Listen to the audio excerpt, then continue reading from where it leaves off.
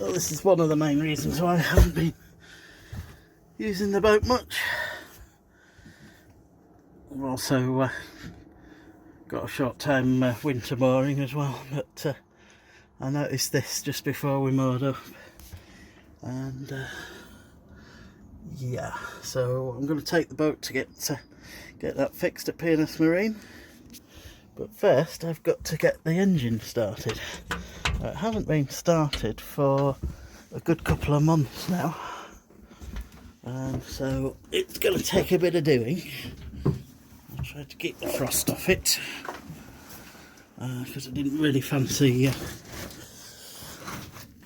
emptying the engine. I'd only do that if it got proper cold. It hasn't got cold enough yet.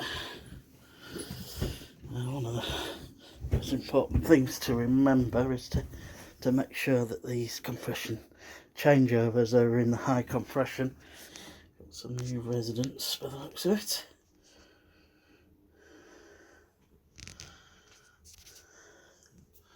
I'm sure they'll go. I'm sure they'll find a happy space up there somewhere. Already got plenty of revs on there. One thing I'm going to have to make sure is that the overload pole is set. This limits the maximum amount of fuel under normal operating conditions, but when you're starting it, it makes it easier to actually overfuel it.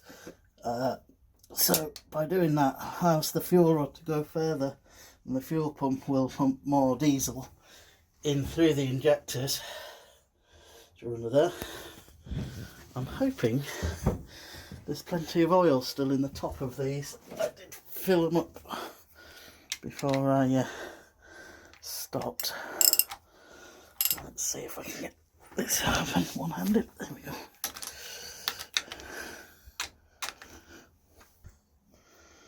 The top of these off, just have a look, see what the oil situation is like. So normally the oil should come up to the top of that lip there, but it's drained through. There's a leak on these heads, unbeknownst to me when I got them, and unfortunately over time it just leaks out, so I'm just going to cover everything in there, make sure everything gets a good oiling. It's particularly important to get a good seal on all the valves when you're starting from this cold, and by putting that oil in, it'll actually seep into any gaps and holes in the valves and give them much better compression. I'll do the other one while I'm here, so I might as well. You'll have to excuse the shaky camera work. It's mainly because I'm doing something which you need two hands with one. I haven't quite worked out how I'm going to start this while filming it yet, so I'm certainly going to need two hands for that. So again, very low level on that. I'll just top that up, and again I'm dribbling it over the top of the valves just to make sure that it goes down. I'm also getting it onto the push rods as well, just so that all the rest of it down there gets a nice oiling. And I'll put this lid back on.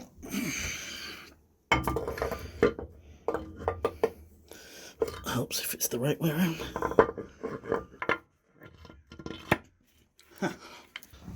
This tighten them up properly.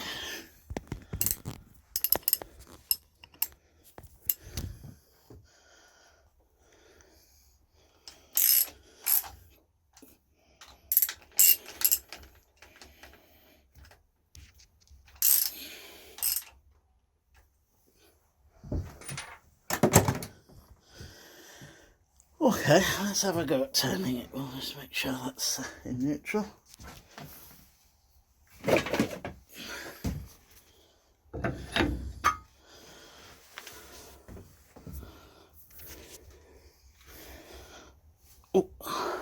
Okay, well, we've got compression, that's always a good sign. Just to make it easy to turn. Hear them funny little clacks. And that's the valve sticking a little. So there's a bit of pressure in the cylinder before it opens. I suspect the oil might also be providing a bit of a plugging effect as well. And as you can see, it takes quite a bit of effort just to turn it over slowly. The oil's cold, and also some of the water's actually drained out the system. So I'm going to be pumping water uphill, and eventually I'll be able to hear the water drain over the side, which is usually when it gets easier. I'm just going to have a break for a moment and just check everything else on the engine. Oh, give that a little bit of greasing. I need some more. I shall do that later. One of the things I must remember: charge the batteries. Putting the ignition on will mean that the alternator will charge the batteries once the engine's running. So we'll have a go, see if we get anywhere with this. Now, to be honest, if I get this to start first time, we'll be quite impressed. But I'm always give it a go. I'm going to find the compression point, put it at somewhere I can really push against it. And in fact, once the actual main compression starts, it's much later in the cycle than this top point here, and I'll be somewhere over there and nearly pulling back on it. So hopefully I don't go flying forwards.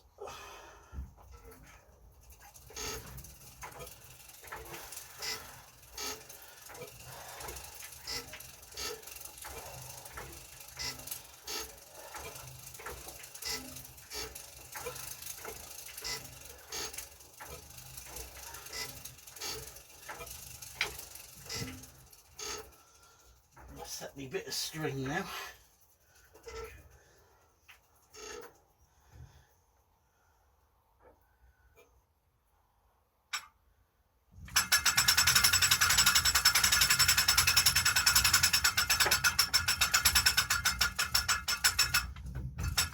Remembering that I started at the bottom when I started to unwind that, because it's on a ratchet, so it doesn't turn the engine turning in reverse.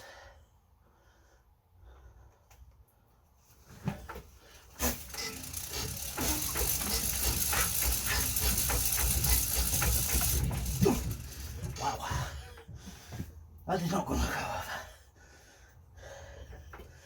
over. Might have been quick enough.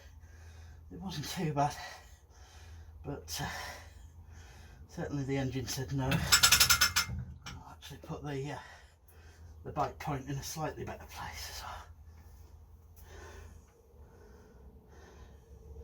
The problem is, after doing it once, you get a bit out of shape, get a bit out of breath. So I usually give myself a little time to recover. I'll often breathe into the air intake just to preheat the air going into the engine. It's reasonably warm today, so I'm hoping not to need to do that. I'll give it another go, see where we go with it. Get myself a bit more room.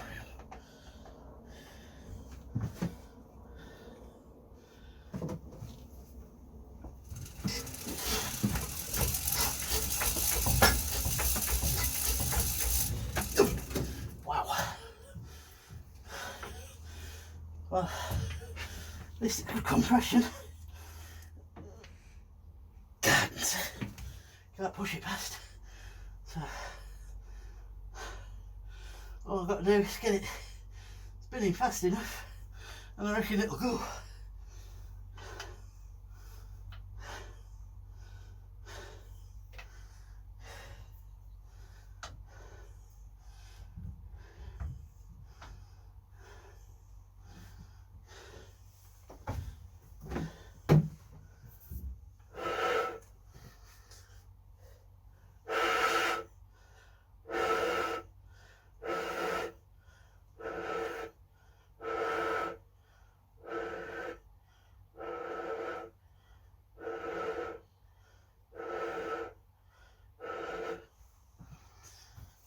If it makes any difference.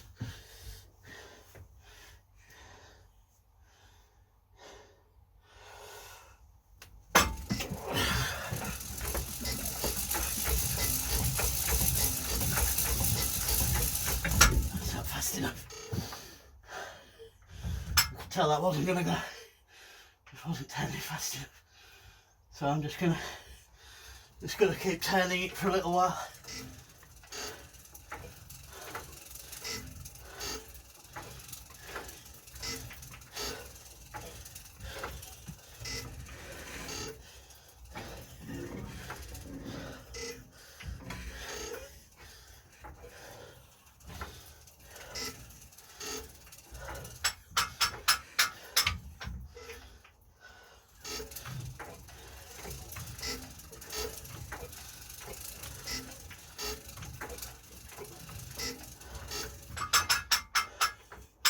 I can hear the water going over the side of the boat now.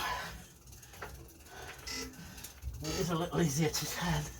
I don't know whether it's just because of that, because I have already given it some turning.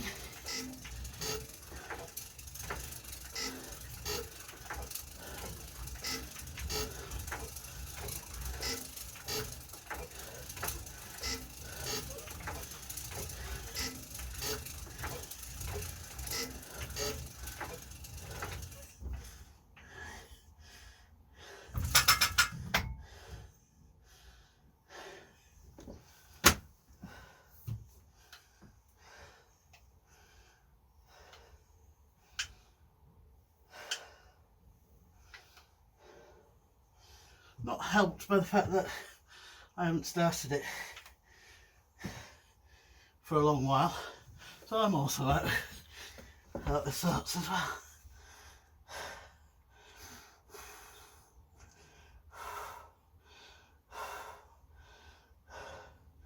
Try and get some oxygen in my blood in advance.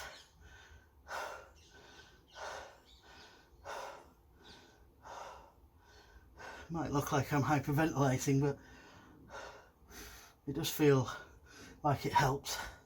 Whether it does or not, I don't know. I'm not an expert, but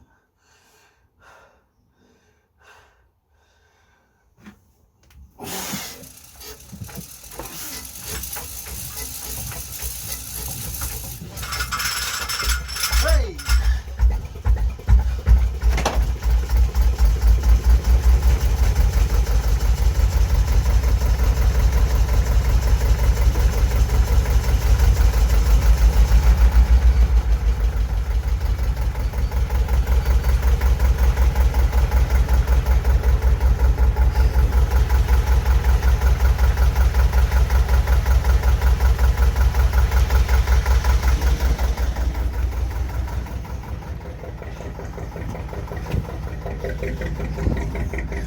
There's a plume of smoke there.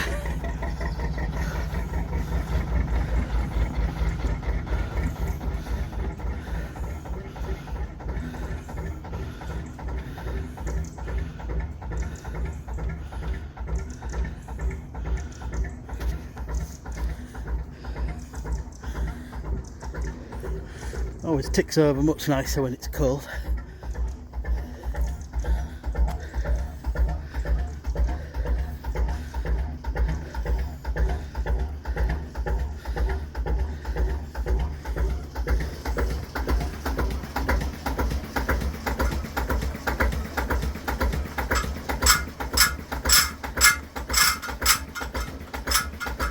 And that's the ratchet you can hear that separates the starting mechanism from the flywheel once it's up to speed.